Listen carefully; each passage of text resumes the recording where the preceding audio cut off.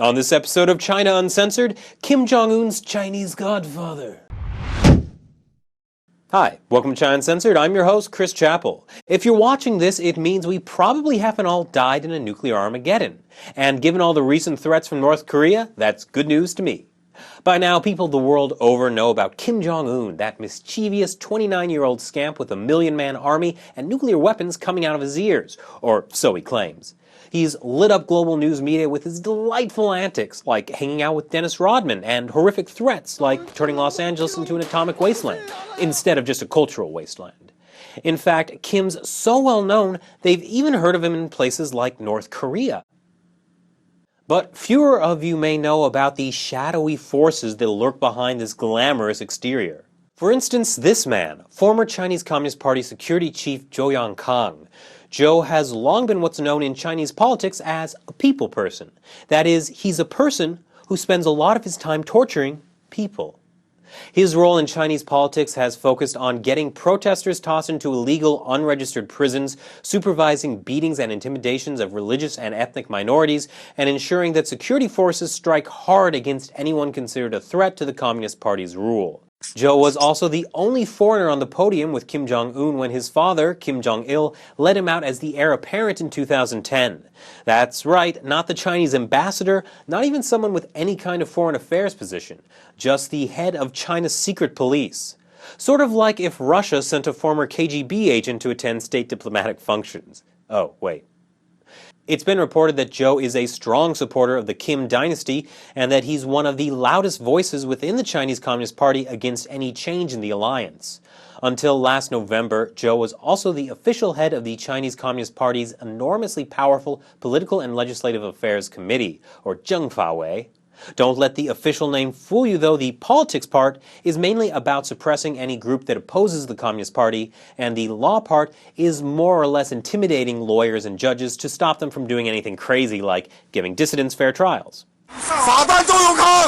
At the same time, though, plenty of more liberal-minded Chinese citizens and even a counterfaction of party officials have long wanted to remove Zhou and take his vast secret security forces down a notch. Many have been outraged that his internal police had an even higher budget than the armed forces. So why should Zhou be so close to Kim? The worrying answer is that he might see the North Korean regime as a kind of last-ditch exit strategy. You know, like in a game of chess, when you knock all the pieces to the ground and snap the board in half with your steel-toed boot. After all, he could be a very valuable gain for the impoverished nation. As a U.S. diplomatic WikiLeaks cable made clear, Zhou also used to run China's oil industry, and hey, who knows? Maybe he just might have skimmed a little off the top out of the profits of state-run companies. Corruption in China's oil industry is not unheard of. State-run Sinopec's chairman was sentenced to death for taking over $17 million in bribes. It's important to note that the political situation inside of China is changing rapidly, but no one quite knows where it's headed. Zhou was a close ally of Bo Xilai, who was linked to some pretty serious human rights violations and was kicked out of the Communist Party and arrested last year. There were even rumors on the Chinese internet that he and Zhou staged a failed coup. Then Zhou's own Political and Legislative Affairs Committee was pushed down in the party hierarchy, and several of his other close associates have recently been investigated over corruption claims. Most recently, a relatively liberal Chinese media, Lens magazine, did an expose investigating the Masanjiao labor camp system in the northeastern province of Liaoning. For years, foreign governments, the UN, and NGOs have alleged vast numbers of brutal human rights violations at these facilities. This was a third-rail issue in the Chinese press for the past decade, but that seems to have changed after the fall of Bo Xilai, who greatly expanded these camps and turned them into a key center to persecute Falun Gong adherents. In 1999, China's former leader Jiang Zemin swore he'd wipe out Falun Gong, and it was Zhou Yongkang and his secret police that were for the most part tasked with carrying it out. Bo Xilai was just a part of that. Bo has now been ousted, but the atrocities committed against Falun Gong adherents haven't yet been dismantled. But many think that may now be underway, and that the next step could be Zhou Yongkang facing a fate similar to Bo.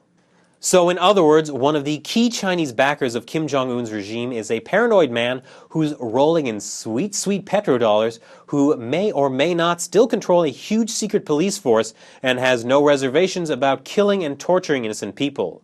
Let's hope that somebody like that wouldn't be willing to fan the flames of war as just a distraction in order to save his own skin.